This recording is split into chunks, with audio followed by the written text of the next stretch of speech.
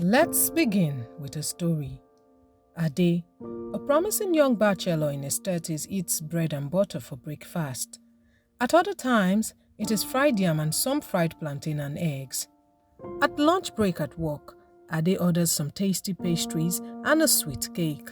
He takes the lift, not the stairs. At night and for supper, Ade relaxes with friends at a restaurant to take some fried chicken and chips.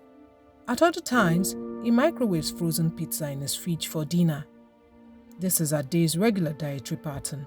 But one fateful day just before he could order his tasty pastries, Ade's heart suddenly stopped. He died. He died of a heart attack. He was in good health just minutes before. Sadly, this is the reality for many who are unaware of the silent killer, trans fat, a major contributor to cardiovascular diseases and other chronic health conditions. According to the World Health Organization, cardiovascular diseases are the leading cause of death globally, accounting for 17.5 million deaths annually, with high blood pressure being the number one risk factor. 4 out of 5 deaths from cardiovascular diseases are due to heart attacks and strokes. The statistics are grim. By 2030, almost 23.6 million people will die from cardiovascular diseases, mainly from heart disease and stroke, if urgent actions are not taken. An estimated 150,000 people die in Nigeria every year from cardiovascular diseases.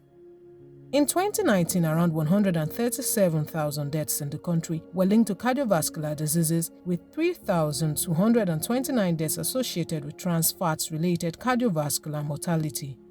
That's according to the 2022 Global Health Data Exchange. See people walking about and you hear they slumped. It's because they don't check.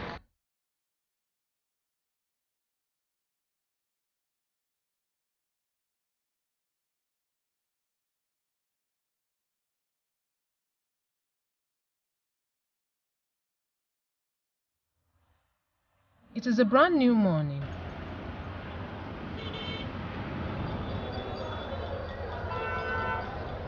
People are on the move, and perhaps to cope with the hustle and bustle, getting a quick bite on the go is appealing to many.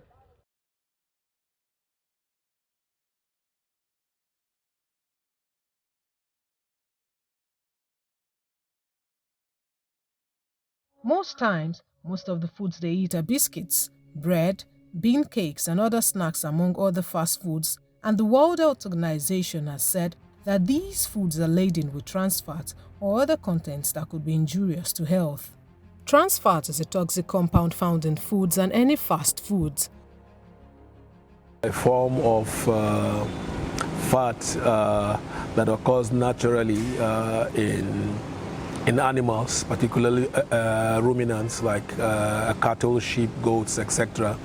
That is also produced industrially through an industrial process of converting vegetable oils from oils that are liquid at room temperature to oils that are almost solid at room temperature and so can fry at very, very high temperatures.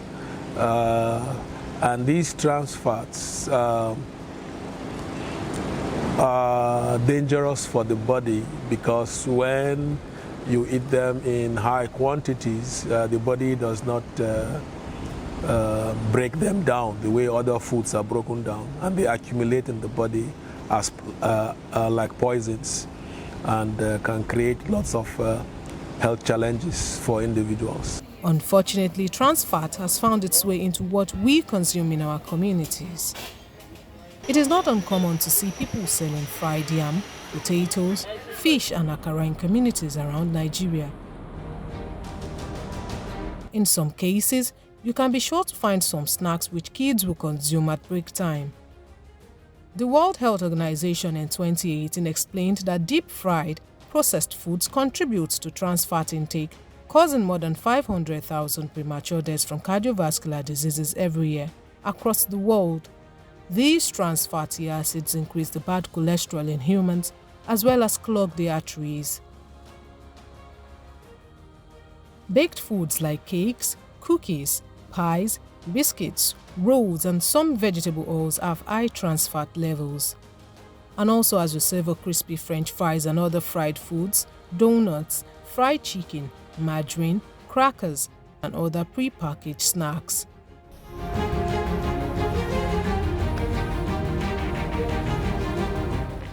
Food is a major component in life, and Nigeria is blessed with many delicious delicacies spread across tribes. But the consumption of processed, baked, packaged, and fast foods has left many Nigerians at the risk of major diseases that could be linked to trans fat like diabetes, cancers, dementia, obesity, heart disease, and even death.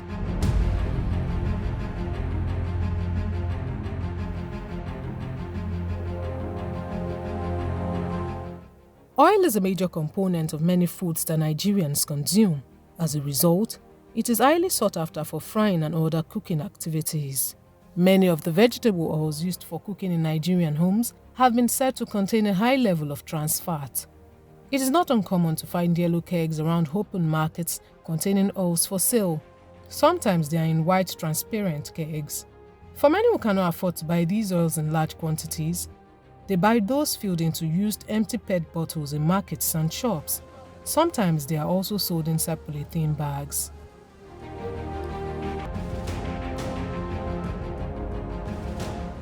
Many of these oils are quite unhealthy, yet they find their way into many of the things that we consume, and they mostly come cheap to some extent. For Nigeria's teeming population, awareness about the dangers of trans fats is very low. So what exactly do consumers look out for when they set out to buy cooking oils?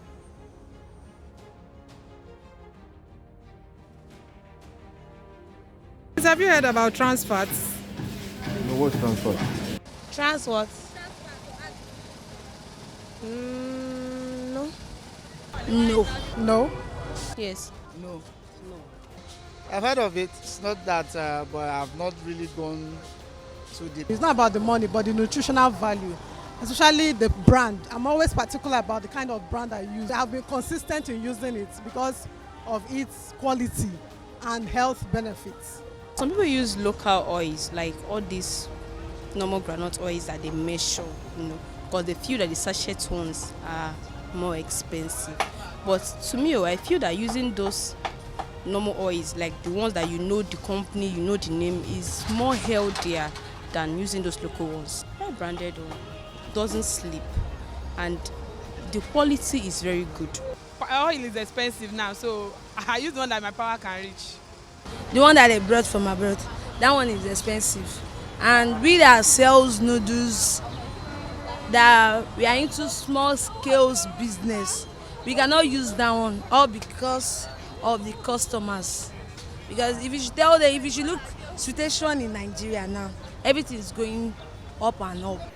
This is Kafilat Okusonya's kiosk in Ijeododo, a Lagos suburb where she sells fried fish. The typical day starts with preparing the fish, coating it with flour, and then frying, which is largely dependent on an important ingredient, vegetable oil.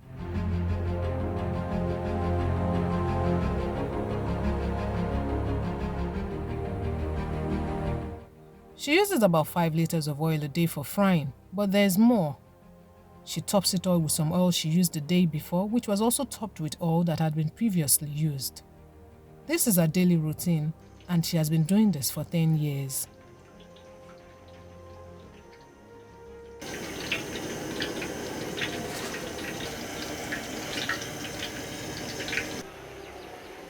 She has never heard of trans fats and believes that she's using the best cooking oil because it does not slip or kick up in local parlance and because it does not dry.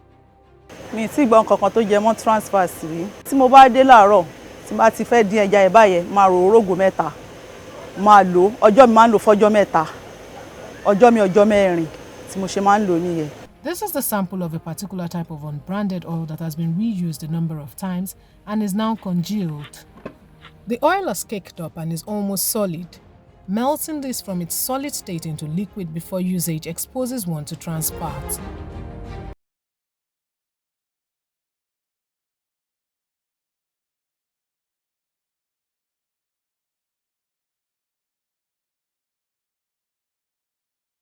from the biggest danger, which is the industrially produced trans fatty acids. Some of the local cooking practices can also increase potential exposure to significant amounts of trans fatty acids. And one of them is the whole idea of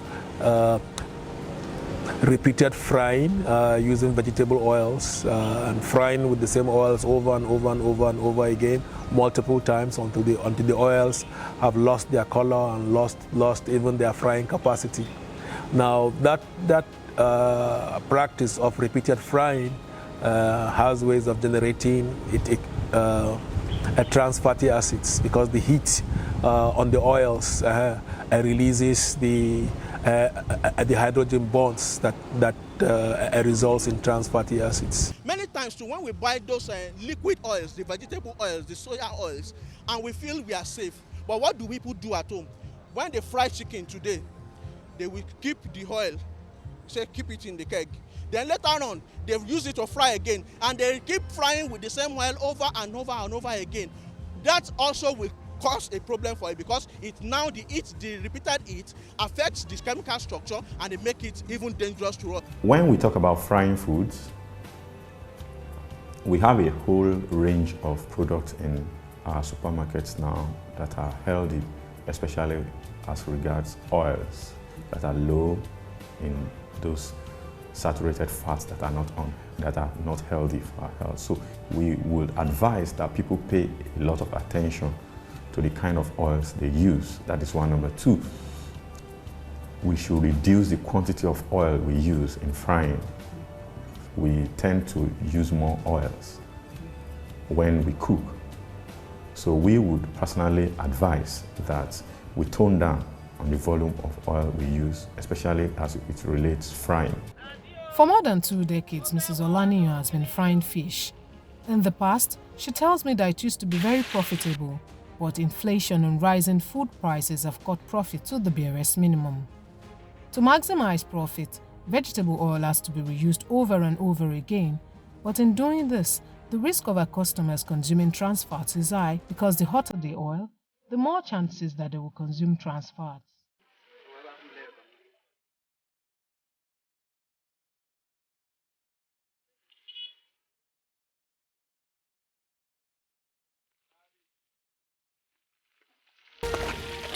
The trans fats seem to be the least of our problems. Òróró tẹ́lẹ̀ 25 litres à ń rà ní 7,500, à ń rà ní 6,000 naira times 4 ní òróró tá à ń rà ń sìn. Gbogbo gain tó yẹ ká rí lórí ọjà ti gbé lọ. Everyday lèmi ń ra òróró. Every day by day, no day tí mi ò kí ń rà. That is 9,000 naira every day by day. Just like the fried fish sellers, oil is also recycled in food joints.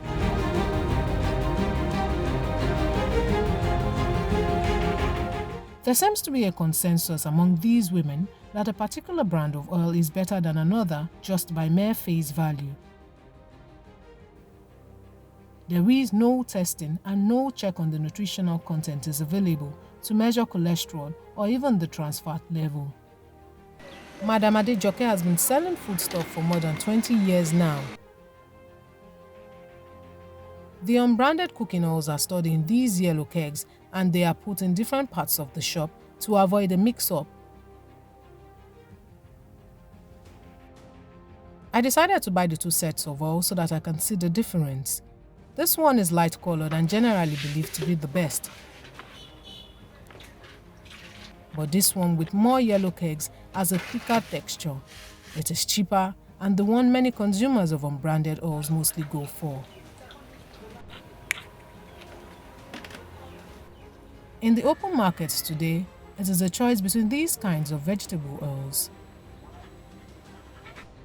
Many supermarkets do not have unbranded oils on the shelves. The oils sold in supermarkets are largely perceived to be healthier than the ones sold in open markets because they are packaged and have their contents outlined. Many of the labels state that they are cholesterol-free and made from pure vegetable oil, but a look at most of them did not mention the trans fat content. I was able to find only 1 or 2 with this on the labels. What's the implication of this? But transport, there is 0%. That is another major issue that needs to be addressed, and that is why we are talking about the regulation, that foods that are made, food that are processed must put, you have content, usually the label, they should put it there. What is the quantity of trans fatty acids that is present in it? So this is my advice, is that when people go to buy oil, especially in the market, they should look at the content. When they go to supermarkets to buy biscuits, to buy all these things, they should try and look at the label. The ones that don't have a label, then you need to run away from it. So you have to make a choice. Oh, this has a label. At least they are open about it, transparent about it, you avoid. There have been calls for sustainable alternatives like palm oil, which experts say is safe to consume in moderation. But some age-long cooking practices, like bleaching palm oil, are hazardous to the health. The bleaching process gets the trans fats conversions in motion.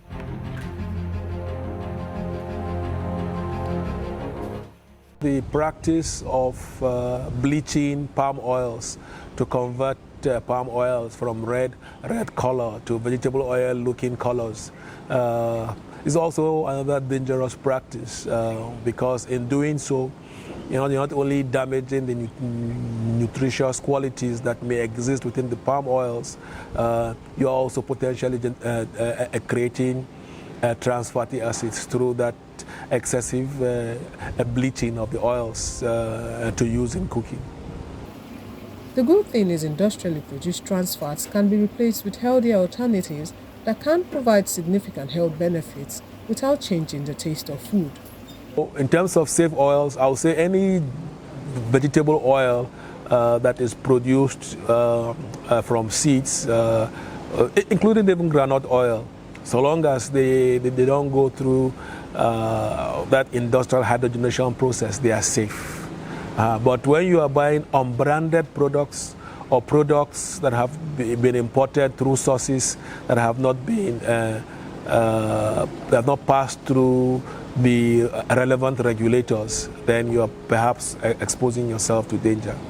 The problem we have with oils in Nigeria is that we don't have in-country capacity for carrying out trans fatty acid testing, and so people import all kinds of products, sometimes with false labeling that may expose the people to danger because those oils have not been appropriately tested before being allowed out in the market for consumers to use. In 2018, the World Health Organization called for the elimination of industrially produced trans fats by 2023 through a framework called REPLACE, a 6-step guide for countries to set limits on industrially produced trans fat or ban partially hydrogenated oils, which are a major source of trans fats in food. The UN Health Agency recommends that not more than 2 grams of industrially produced trans fat are allowed in every 100 grams of fats and oils. At the last count, 40 countries now have best practice trans fat elimination policies in effect, protecting 1.4 billion people around the world from this deadly food compound. Denmark, for example, was the first country to remove artificial trans fats in 2003 and reduce deaths from cardiovascular diseases in its population. South Africa is also the first African country to achieve this feat, limiting trans fats in food since 2011. But what about Nigeria? Civil society organizations like Corporate Accountability and Public Participation Africa, CAPA, and other coalition partners are at the forefront of the campaign against trans fat and its elimination from Nigeria's food chain. The Trans Fat Free Nigeria campaign is a moving train, educating the masses on what trans fat is and how to avoid it in the food we eat. The key thing is this: do not just buy oil. When you want to buy your oil, check all the contents, whether it is trans fat, whether it's zero trans fat, and then let us become discerning users of oil. We just don't consume any oil that is thrown to us. You don't continue to recycle oil. All of them are dangerous to our health. In Nigeria, what is the situation? The situation is such that currently there's been regulations that have been drafted. but is still dilly-dallying with government. One of the reasons for this movement is, number one, to sensitize the public, and importantly, to also enforce it on the government to sign it into law. We want a situation where the healthy lifestyle, the better food is the most available food. But what is the current situation? What we have is that your puff-puff that somebody fries, your cake that they prepared, all these things are made from partially hydrogenated oil, that is the trans fat, and it becomes a problem for us. What are we supposed to do as individuals? We are supposed to understand the fact that it is not good for our body. We are supposed to understand the fact that while you are eating that cake, you need to watch out what kind of oil, what kind of fat was used to prepare this. You are supposed to understand that if you enjoy today, it may lead to a problem for you tomorrow. Also importantly, to also join this campaign for a trans fat-free Nigeria to help the nation. The Nigerian government is set to follow in the footsteps of some countries that have passed trans fat-free legislations by drafting regulations that will limit trans fat levels in food.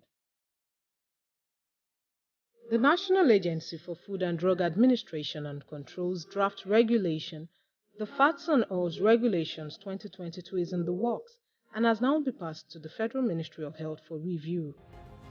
We're actually already at the last final stages, because the documents, the drafts, Fats and Oils and Foods Containing Fats and Oils Regulations 2022 is already at the Federal Ministry of Health, where the processes of gazetting are already ongoing. And that happened, that was sent back to the Federal Ministry of Health.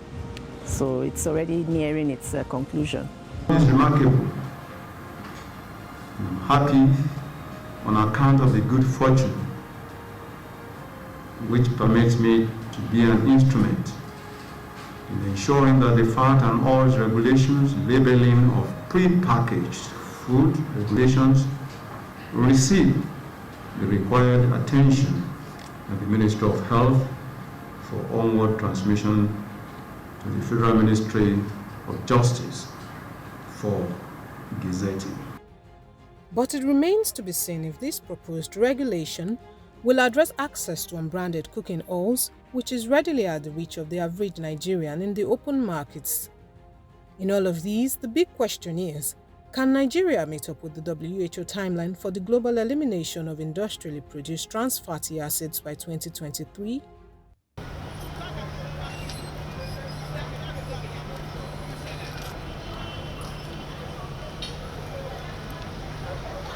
According to the World Health Organization, replacing trans fat with healthier oils or fats in the food supply is a low-cost way for governments to save the lives of their citizens. For people to make better and healthier choices regarding the oils they use for cooking and what they eat, regulations must be in place, as well as proper monitoring by relevant agencies. Then the types of food we eat now, they are more refined meals, the rice, the gari, everything we eat goes through a lot of processing now. We have noodles, we have all kinds of products that you just put in the microwave and you bring out. We're very superstitious, so we don't even take note of things. You tell somebody, for instance, that lower the salt in your diet. You know what they tell you? My father eats a lot of salt. My father is 90 years old, still alive. Whereas in other parts of the world, once you release a bulletin that this food is dangerous, people start avoiding it. The body likes to conserve. The body doesn't expend the way the body has been created. So we are saying that what you consume is enough to carry out damaging effects on your health. After all is said and done, the onus lies on Nigerians to know the dangers inherent in